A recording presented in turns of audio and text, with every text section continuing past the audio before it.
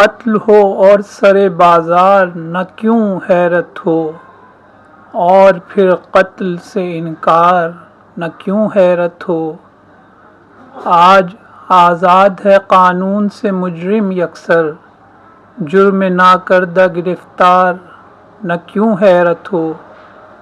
کیوں تعجب ہو کہ قاتل کا نگہباں ہے عدل، اور مظلوم سرے دار نہ کیوں حیرت ہو۔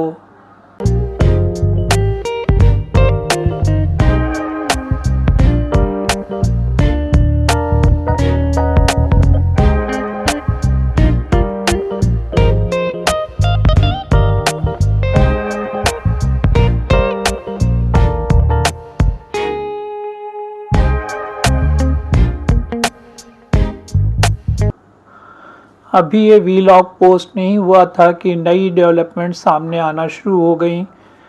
تازہ ترین اطلاعات کے مطابق آج ہونے والی سماعت میں سپریم کورٹ نے پریکٹس اینڈ پروسیجر ایکٹ پر عمل درآمد روک دیا ہے۔ سپریم کورٹ میں آج ہونے والی کارروائی کے بعد سماعت کا حکم نامہ جاری کیا گیا۔ 8 صفحات پر مشتمل اس حکم نامے میں قرار دیا گیا ہے کہ ایکٹ بادی النظر میں عدلیہ کی آزادی اور اندرونی معاملات میں مداخلت ہے۔ متن میں کہا گیا ہے کہ Supreme Court practice and procedure act پر تا حکم ثانی کسی بھی طریقے سے عمل درآمد نہیں ہوگا۔ سپریم کورٹ نے کہا کہ عدالت عدلیہ اور خصوصی طور پر سپریم کورٹ کی ادارہ جاتی آزادی کے لیے متفکر ہے۔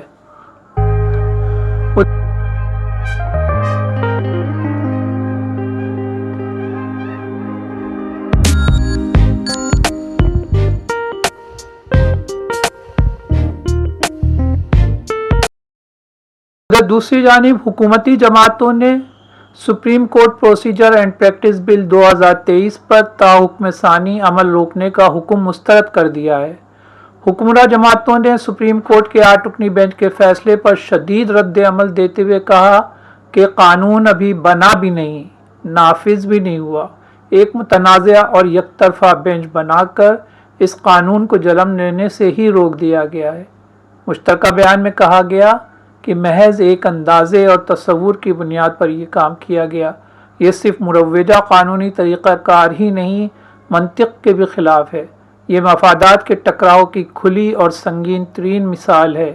یہ عدل و انصاف اور سپریم کورٹ کی ساکھ کا قتل ہے۔ یہ فیصلہ نہیں، ون مین شو کا شاخسانہ ہے۔ اسے عدالتی تاریخ میں سیاہ باب کے طور پر جگہ ملے گی۔ یہ اقدام خلاف آئین اور پارلیمنٹ کا اختیار سلب کرتا ہے۔ یہ وفاق پاکستان پر حملہ اور سپریم کورٹ کے سینئر ترین ججوں پر بھی عدم اعتماد ہے۔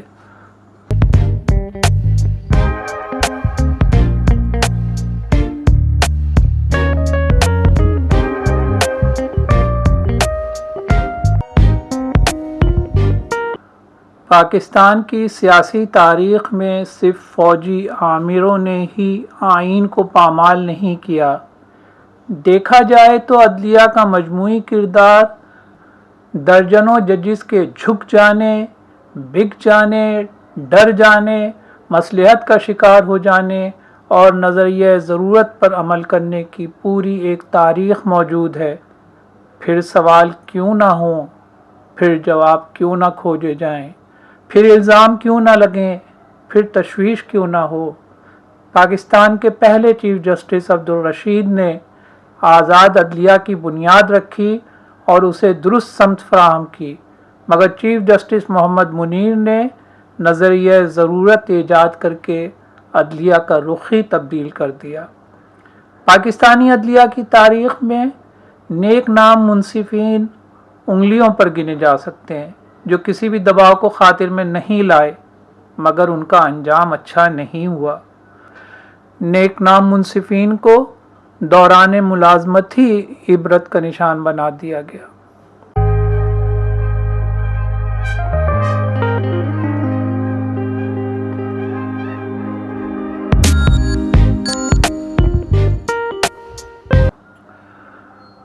عارضی آئینی حکم، جسے پی سی او بھی کہا جاتا ہے، یہ ایک ماورائے آئین حکم ہے جس کا استعمال پاکستان کی سیاسی تاریخ میں ہوتا رہا ہے اور جو پاکستان کے آئین کو مکمل یا جزوی طور پر معطل کر دیتا ہے۔ یہ ایک طرح کا عارضی آئین ہے۔ پاکستان کی تاریخ میں 4 PCOs کا اجرا ہو چکا ہے، جس کی تفصیل ذیل میں دی جا رہی ہے۔ علاوہ ازیں 30/5/1970 کو یحییٰ خان نے ایک لیگل فریم ورک آرڈر یا LFO بھی جاری کیا، جس کے تحت 1970 کے عام انتخابات منعقد کیے گئے اور انتخابات کے نتیجے میں معرض وجود میں آنے والی اسمبلی کے لیے رہنما اصول وضع کیے گئے۔ جاری کیے گئے PCOs میں 1969 کا PCO، جسے یحییٰ خان نے 4 اپریل 1969 کو جاری کیا۔ اس کے بعد 1981 کا PCO، جسے ضیاء الحق نے 24 مارچ 1981 کو نافذ کیا۔ ضیاء الحق کے PCO کے بعد 1999 کا PCO، جسے 14 اکتوبر 1999 کو جنرل پرویز مشرف نے نافذ کیا تھا۔ جنرل پرویز مشرف نے ہی 2007 کا PCO بھی نافذ کیا۔ یہ PCO 3 نومبر 2007 کو جاری کیا گیا، 15 نومبر 2007 کو اس میں ترمیم کی گئی اور 16 دسمبر 2007 کو اسے ختم کر دیا گیا۔ فوجی آمروں کے جاری کردہ PCOs کے علاوہ پاکستان کی اعلیٰ عدلیہ نے بھی ہینس کیلسن کے نظریہ ضرورت کی آڑ میں سویلین ڈکٹیٹرز اور فوجی آمروں کو یکساں طور پر دستور کو پامال کرنے اور قانون کی چھتری کے نیچے غیر قانونی اقدامات کرنے کا کھل کر موقع فراہم کیا ہے۔ جنرل ایوب خان اور جنرل یحییٰ خان کو عدلیہ کی جانب سے کسی مزاحمت کا سامنا نہیں تھا، اس لیے ججز کے ساتھ کوئی چھیڑ چھاڑ نہیں کی گئی۔ تاہم جنرل ضیاء اور جنرل مشرف کے ادوار میں جب عدلیہ کی جانب سے کچھ روڑے اٹکائے گئے تو PCOs کی آڑ میں ناپسندیدہ ججوں کو عدلیہ سے فارغ کر دیا گیا۔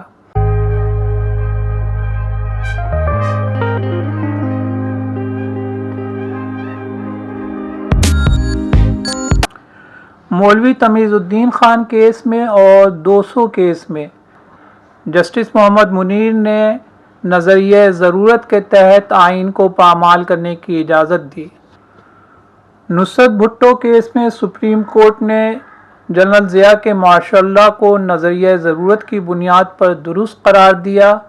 سپریم کورٹ کے فیصلے نے چیف مارشل لاء ایڈمنسٹریٹر کو آئین میں ترمیم کرنے اور مارشل لاء آرڈر جاری کرنے کا اختیار دے دیا۔ تاہم فیصلے نے اعلیٰ عدلیہ کو یہ اختیار دیا کہ وہ مارشل لاء کے جاری کردہ ضوابط اور احکامات کی آئینی حیثیت کا تعین کرے۔ ججوں نے یہ بھی کہا کہ ضیاء کو آئین میں غیر معمولی ترامیم کرنے کا اختیار نہیں دیا گیا۔ جسٹس دراب پٹیل، جو نصرت بھٹو کیس کا فیصلہ سنانے والے بینچ میں شامل تھے، انہوں نے وضاحت کی، ہم نے مارشل لاء اتھارٹی پر 3 شرائط رکھی ہیں۔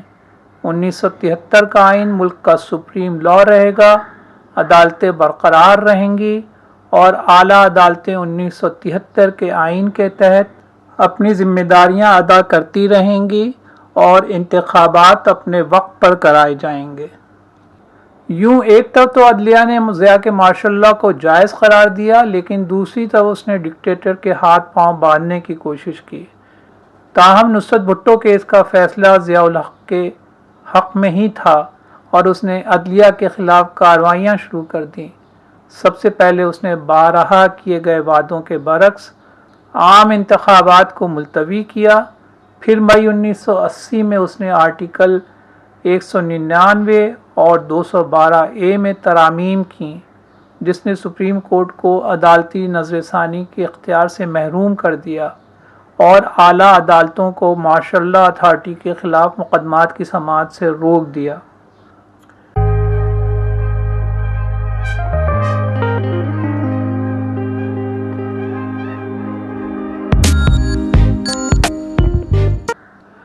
مئی 1980 کی ترمیم کے باوجود بلوچستان ہائی کورٹ نے آرٹیکل 199 کے تحت مقدمات کی سماعت جاری رکھی اور ماشاء اللہ حکام کو نصرت بھٹو کیس کے فیصلے کے دائرۂ کار میں رکھنے کی کوشش کی۔ مبینہ طور پر سید شریف الدین پیرزادہ اور مسٹر اے کے بروہی نے ضیاء الحق کو مشورہ دیا کہ اس سے بچنے کے لیے پی سی او کا نفاذ کر دیا جائے۔ 24 مارچ 1981 کو پاکستان کے صدر اور chief martial law administrator Zia ul-Haq نے 1981 کا chief martial law order number 1 جاری کیا، جسے عبوری آئینی حکم یا پی سی او 1981 کا نام دیا گیا۔ پی سی او 1981 نے کھیل کا نقشہ تبدیل کر دیا۔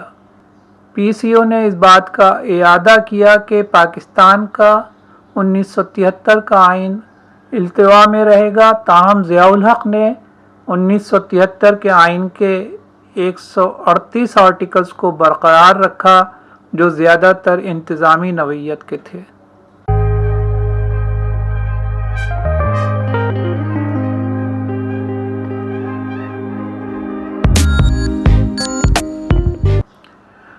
پی سی او کے تحت صدر اور چیف مارشل لا ایڈمنسٹریٹر کے 5 جولائی 1977 سے جاری کردہ تمام احکامات، اقدامات اور قوانین کو کسی بھی عدالت میں چیلنج کرنے سے روک دیا گیا۔ پی سی او کے تحت صدر اور چیف مارشل لا ایڈمنسٹریٹر کو آئین میں ترمیم کرنے کا اختیار بھی دیا گیا تھا اور کہا گیا کہ سمجھا جائے کہ ان کے پاس یہ اختیارات ہمیشہ سے ہیں۔ ملک کی تمام عدالتوں کے ججوں کو پی سی او کے تحت نیا حلف اٹھانے کی ضرورت تھی، تاہم صدر کسی بھی جج سے حلف نہ لینے کا انتخاب کر سکتے تھے۔ نتیجے کے طور پر جن ججوں نے حلف نہیں اٹھایا یا انہیں حلف لینے کے لیے نہیں کہا گیا، انہیں ان کے عہدوں سے فارغ کر دیا گیا۔ پی سی او کے تحت حلف اٹھانے والے ججوں کو پی سی او کی کسی شق پر سوال اٹھانے کی اجازت نہیں تھی۔ یہ عدلیہ کی تذلیل تھی جس کے ذمہ دار جنرل اور جج دونوں ہی تھے۔ ضیاء الحق نے چیف جسٹس انوار الحق سے کہا کہ وہ سپریم کورٹ کے تمام ججوں کو پی سی او کے تحت حلف اٹھانے کے لیے لے کر آئیں اور انہیں مشورہ دیا کہ وہ مولوی مشتاق کو مدعو نہ کریں۔ اگرچہ مولوی مشتاق نئے حلف کے سخت حامی تھے، انوار الحق نے اصرار کیا کہ مولوی مشتاق کو حلف دلایا جائے، لیکن ضیاء الحق راضی نہ ہوئے، جس کے نتیجے میں جسٹس انوار نے بھی پی سی او کے تحت حلف نہیں اٹھایا۔ ان کے علاوہ جسٹس درا پٹیل اور جسٹس فخر الدین جی ابراہیم نے بھی حلف نہیں اٹھایا۔ جن ججز نے پی سی او کے تحت حلف اٹھایا اس میں جسٹس محمد حلیم، جو قائم مقام چیف جسٹس بنے اور بعد میں چیف جسٹس بن گئے، ان کے علاوہ جسٹس عبد القادر شیخ، جسٹس کرم الہی چوہان، جسٹس اسلم ریاض حسین، جسٹس نسیم حسن شاہ، جسٹس شفیع الرحمان اور جسٹس محمد افضل ضلع نے پی سی او پر حلف اٹھا لیا۔